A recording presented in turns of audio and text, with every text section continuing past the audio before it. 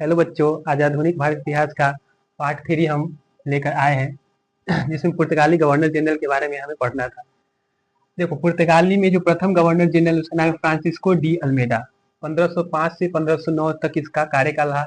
यह पुर्तगाली गवर्नर बनकर प्रथम गवर्नर जनरल भारत में आया। सबसे पहले इसने काम क्या किया, यह है हमारा भारत, यह हिंद महासागर। तो इसमें इसने समुद्र के नियंत्रण के लिए शांत जल की नीति, जिसे ब्लू वाटर पॉलिसी कहते हैं, इसे अपनाया ताकि अरब और तुर्क या जो भी अन्य व्यापारी हो उससे जहाज पे अगर इधर से व्यापार करने जाए तो उस पर टैक्स लिया जाए और समुद्र पे अपना नियंत्रण स्थापित कर दे। इस समुद्र पे नियंत्रण स्थापित करने के उद्देश्य से पुर्तगालियों ने पूरे समुद्र पे अपना अधिकार वर्चस्व जमा लिया। इसलिए पुर्तगाली को समुद्र का स्वामी भी कहा जाता है। ये भी सवाल कई बार आ चुका है कि समुद्र का स्वामी किस कंपनी को कहा जाता है, तो पुर्तगाली को।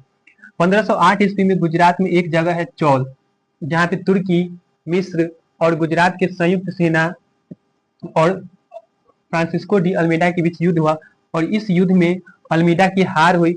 और दुर्भाग्य की बात यह है कि उसमें बेटा भी मर गया। परंतु उसके जस्ट एक साल बाद अल्मेडा ने गुजरात में एक जगह है दीप, इसी पे यहीं पे युद्ध किया और इस तीनों संयुक्त सेना को पराजित कर पूरे हिंद महासागर पे अपना अधिकार कर लिया। इसके बाद वो 1509 ईस्वी में वापस पुर्तगाल चला गया। उसके बाद जो अगला गवर्नर जनरल बढ़ के आता है वो अल्फांसो डी अल्बुकर्क। इसे पुर्तगाली शक्ति का वास्तविक संस्थापक माना जाता है।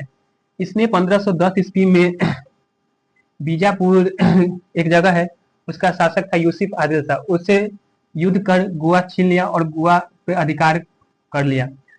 1503 ईस्वी में पुर्तगाली का जो फैक्ट्री था वो कहाँ था, गोवा में। पुर्तगाली ने अपना पहला फैक्ट्री भले कोची में स्थापित किया था, कोची में अपना पहला फैक्ट्री स्थापित किया था। 1510 ईस्वी में यूसुफ आदिल शाह को हराकर गोवा पे कब्जा कर लिया। उसके बाद 1511 ईस्वी में मलक्का और 1515 ईस्वी में हारमुज पे अधिकार लिया ताकि इधर से भी कोई कंपनी भारत में प्रवेश नहीं कर सके।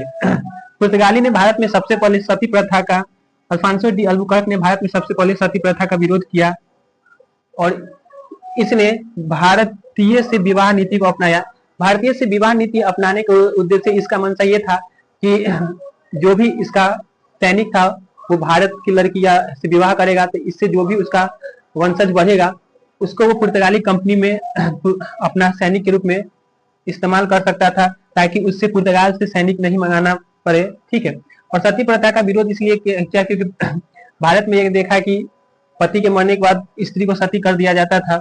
इसके लिए उसने एक दिमाग लगाया कि पति मरने के बाद स्त्री को सती होकर बचा ले और फिर अपने सैनिक से उसका विवाह करवा दे, ताकि भारतीय से विवाह अपनाने से ये फायदा अल्बुकर्क को मिला कि उसका भारत के साथ एक अच्छा संबंध स्थापित हो गया और ये धीरे धीरे अपना अधिकार क्षेत्र बढ़ाता चला गया। इसकी मृत्यु 1510, इसकी मृत्यु गोवा में हो गई और इसका जो कब्रगाह है वो गोवा में ही है।